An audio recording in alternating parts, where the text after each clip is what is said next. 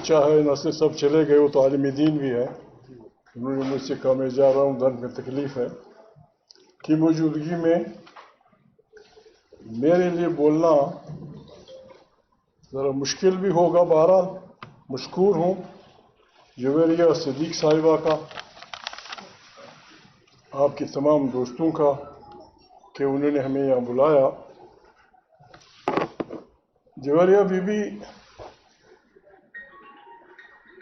آپ کے شوہر کو خدا زندہ رکھے، یا ان کی مغفرت کی دعائیں ہوتی رہیں۔ ہم مسلمان ہیں اور قرآن کریم واضح طور پہ کہتا ہے کہ آپ شہید کو مردہ نہ کہیں، وہ زندہ ہے اور ان کو باقاعدہ رزق دیا جاتا ہے۔ یہ قرآن کی آیات ہے۔ شہید کی جو موت ہے وہ قوم کی آیات ہے، لوگ بہت سارے وہ کرتے ہیں۔ میں بھی ایک شہید صحافی کا بیٹا ہوں، آپ ایک شہید صحافی کی بیوہ ہیں۔ عبدالصمد اشرقزئی میرے والد تھے، نہ انہوں نے کسی سیاستدان کو دیکھا تھا، نہ وہ کسی ایسے آدمی سے ملے تھے جو سیاست کی پارٹیاں بنانے کی کا علم انہیں سکھا تھا۔ گھر پہ انہوں نے عالموں سے بہت ساری کتابیں اسلام کی پڑھی تھیں، عالم فاضل آدمی بن گئے تھے۔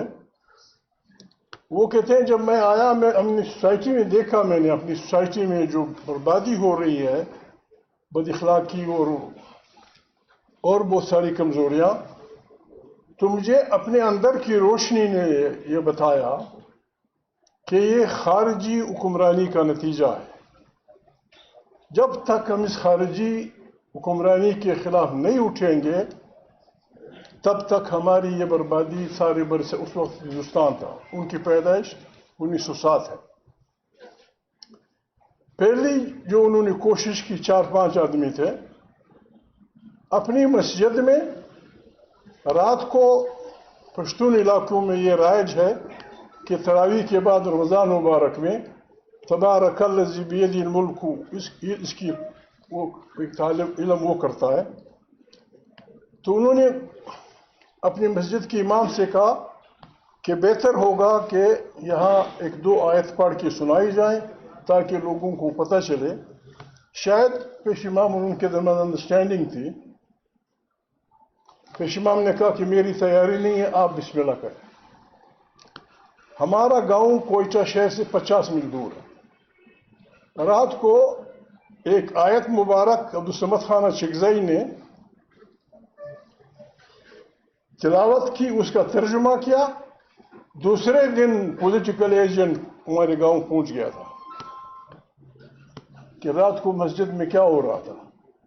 لوگوں نے کہا مسجد میں تو سوائے اس کی کہ عبدالصمد اشرقزئی نے ایک آیت مبارک کا ترجمہ کیا، تو انہوں نے کہا کہ نہیں، یہ کام مولوی کا ہے۔ وہ کون ہے جو یہ کام کرتا ہے؟ اس کے بعد اشرقزئی صاحب کہتے ہیں کہ مجھے ان کی جاسوسی کا جو نظام، جس کا پتہ مجھے چلا، میں نے فیصلہ کیا کہ میں نے بندوق کی سیاست نہیں کرنی، امن کی سیاست سے، جدوجہد کی سیاست سے میں نے تحریک شروع کرنی ہے۔ لیکن کس طرح؟ کوئی دوست تھا نہیں کہ ان کو سمجھائے بتائے۔ 4-5 آدمی تھے، وہ تھا، ان کا بڑا بھائی تھا، ایک ہمارا رشتہ دار تھا۔ اسی مسجد کے واقعے میں جویریہ بی بی ان کو گرفتار کر دیا گیا۔ لمبی چوڑی کہانی ہے۔ بہرحال انہوں نے اپنی طرف سے کسی سے ملے بغیر، عدم تشدد، نہ گاندھی سے ملے تھے وہ، نہ بادشاہ خان سے ملے تھے، کہ میں نے خارجی حکمرانی کے خلاف جدوجہد کرنی ہے۔ انہوں نے کہا کہ میں نے پہلا یہ عہد کیا کہ میں اس حکومت کی نوکری نہیں کروں گا۔ وہ بریلینٹ اسٹوڈنٹ تھے، وہ وظیفے کے امتحان میں سارے صوبے میں فرسٹ آئے تھے۔ وہ 7 زبانیں لکھ اور پڑھ سکتے تھے۔ کسی یونیورسٹی میں داخلہ نہیں لیا تھا، کہیں وہ نہیں کیا تھا۔ انہوں نے جب یہ تحریک شروع کی، ان کو گرفتار کیا گیا۔ یہ ان کی عمر 22 سال تھی۔ 22 سال میں بغیر لیڈر کے انہوں نے اپنی تاریخ شروع کی 1973 تک. 1973 میں اپنے گھر میں 2 بم کے پھینکنے کے نتیجے میں وہ شہید ہوئے. انہوں نے جویرہ بی بی انہوں نے بلوچستان میں پہلا چھاپا خانہ 1938 میں قائم کیا اور پہلا اخبار افروزہ اخبار انہوں نے جاری کیا برٹش بلوچستان میں کوئٹہ میں.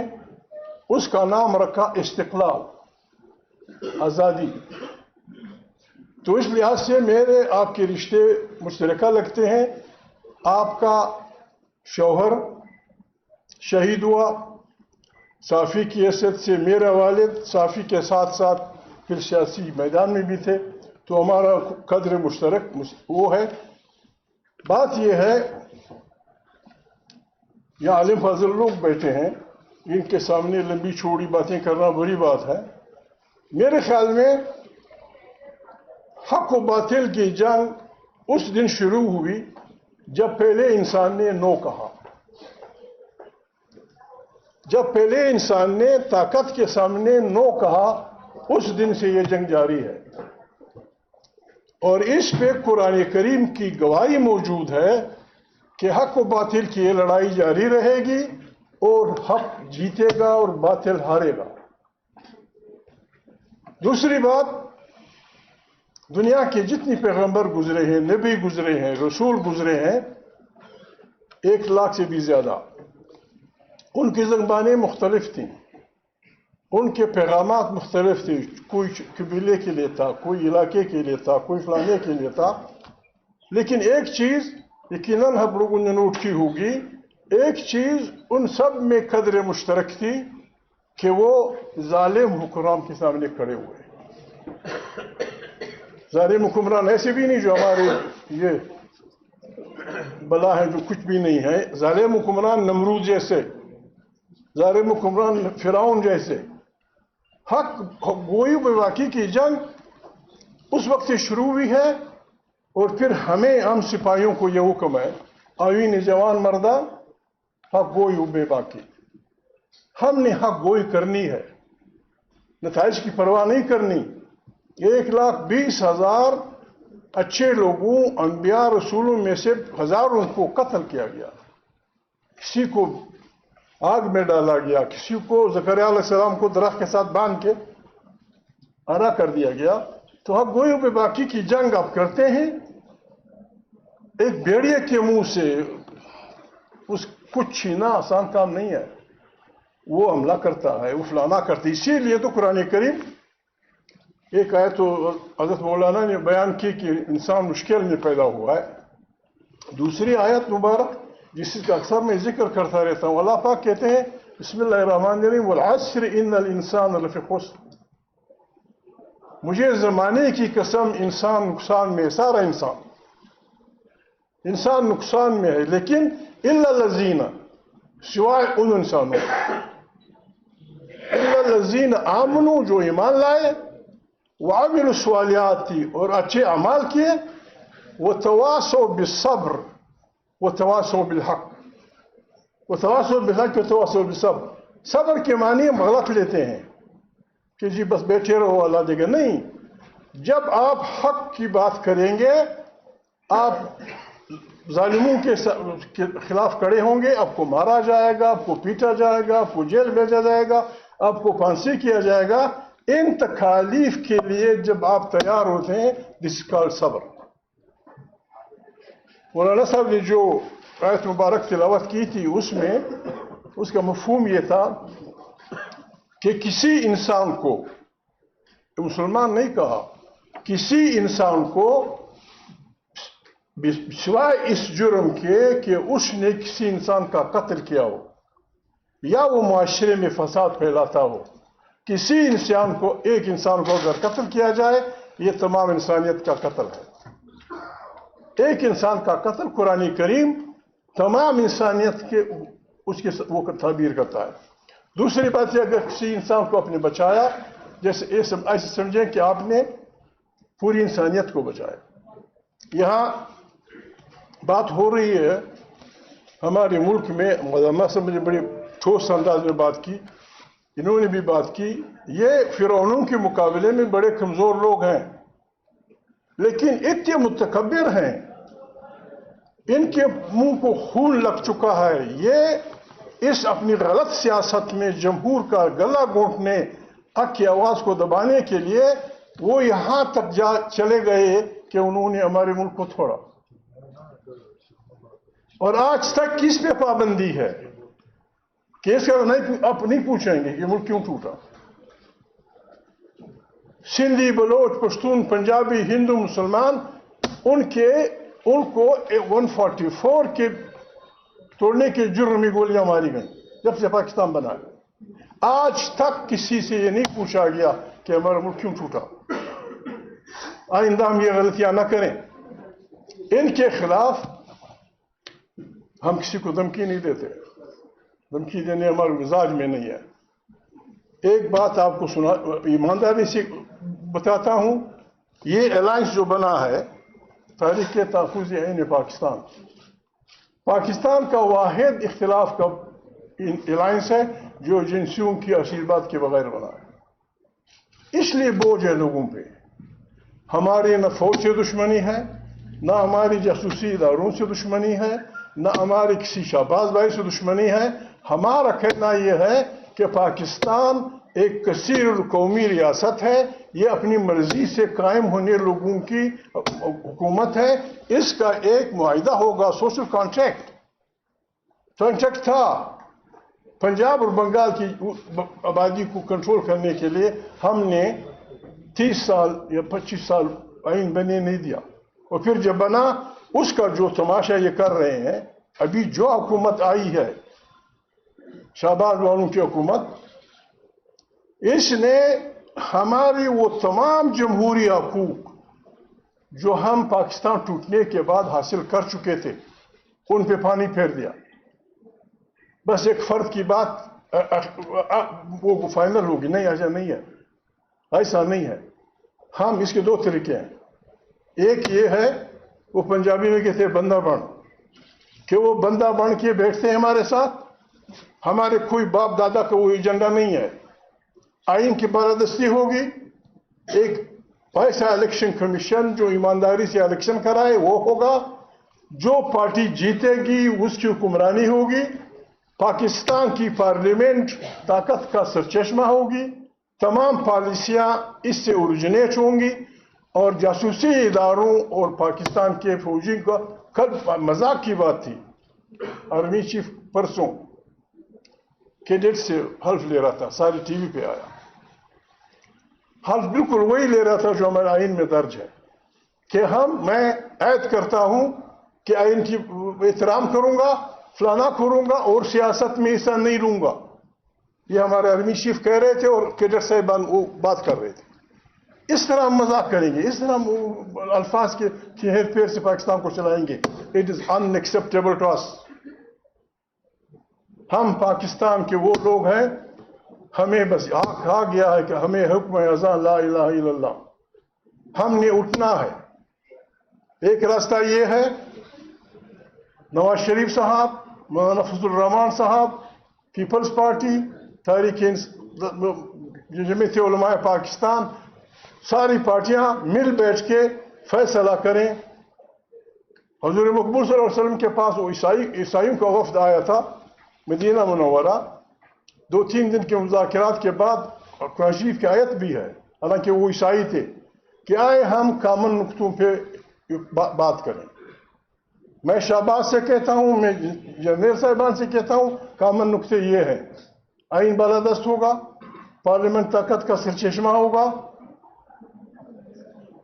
वहां से सारी पॉलिसियां बनेंगी, जासूसी इदारों और अफवाज पाकिस्तान का सियासत में रोल नहीं होगा, हर इदारा अपने फ्रेम में रहेगा। फीका मीका ये जजेस वजेस ऐसे नहीं चलेगा।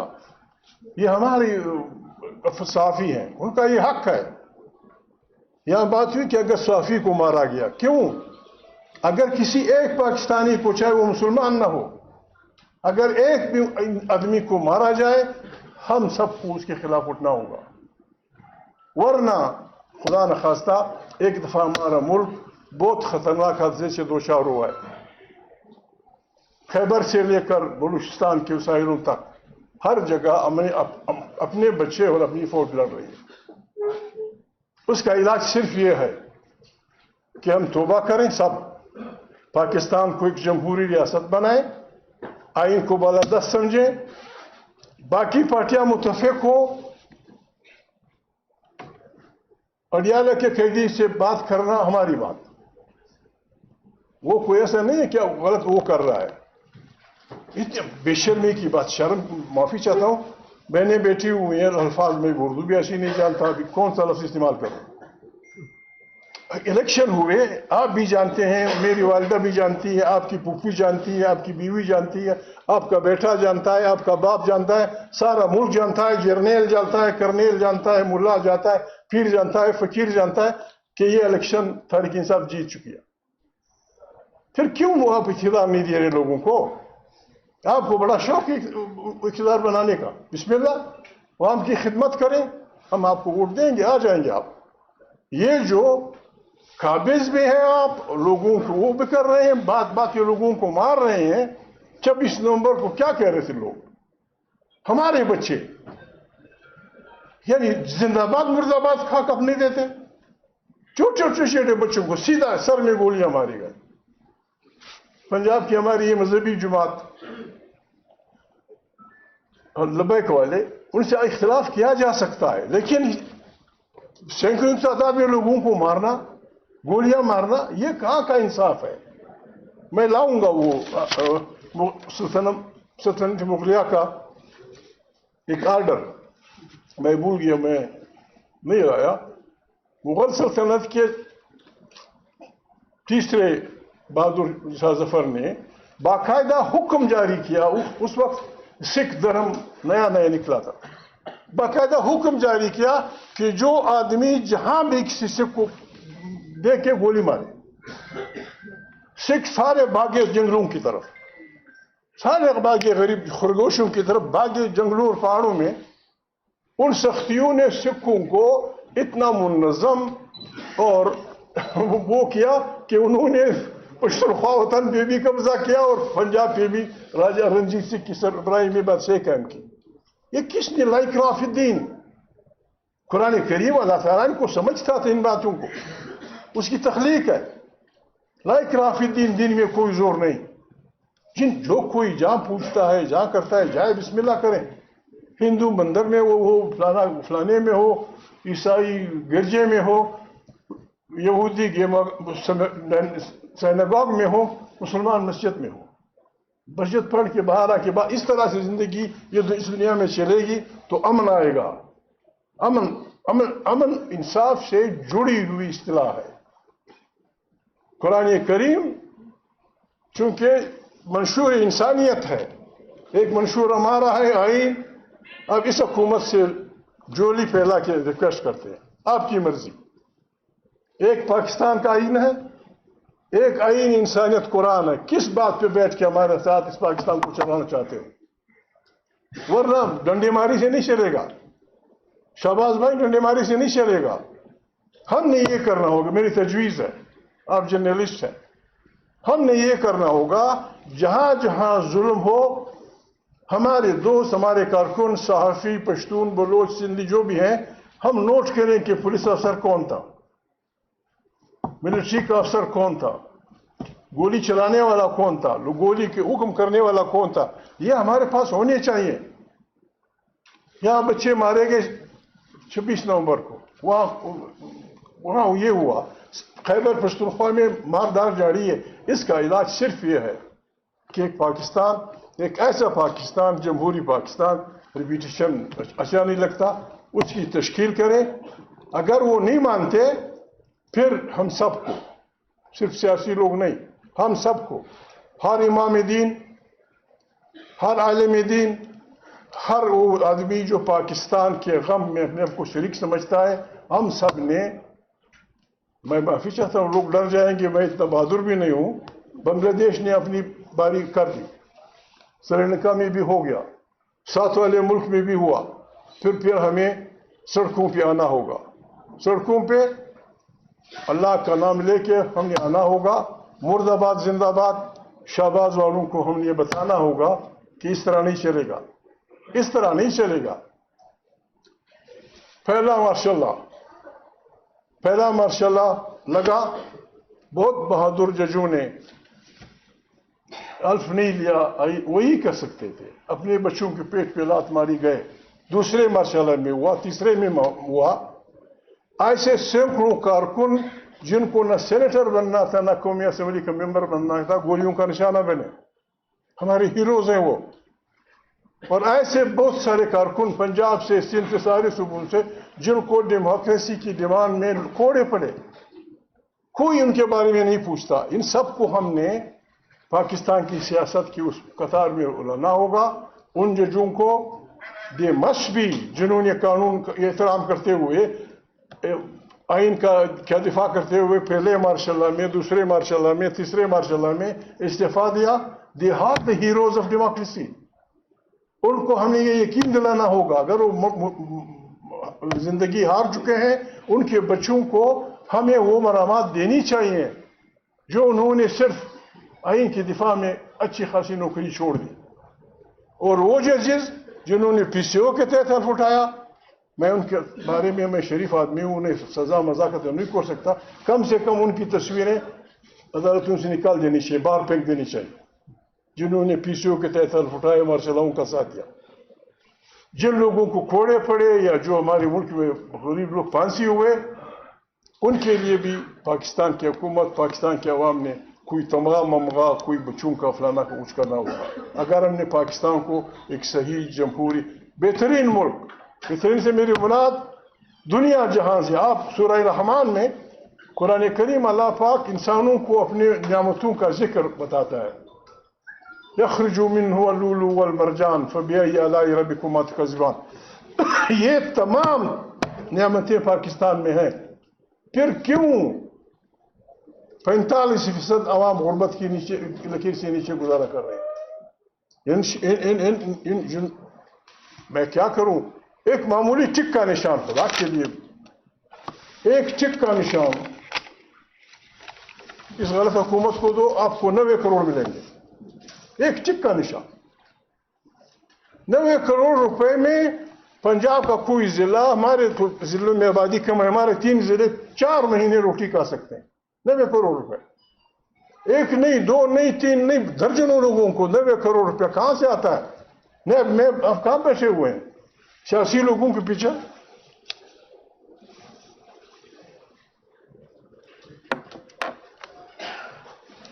سیاسی لوگوں کے پیچھے آپ لگے ہوئے ہیں. یہ جو 90 کروڑ 70 کروڑ رشوتیں دی جا رہی ہیں, اور سیاسی اکابرین کو چندے کی بنیاد نام کے جو 30 کروڑ پہ دیا جا رہے ہیں, ان سے آپ کیوں نہیں پوچھتے کہ کہاں سے پیسہ آیا؟ وقت کی کمی ہے. مغرب کی نماز تو میں پڑھ آیا ہوں آپ کے لیے, اس کی ثواب میں آپ کو بھی شامل کرتا ہوں. چلتے ہیں, بڑی مہربانی.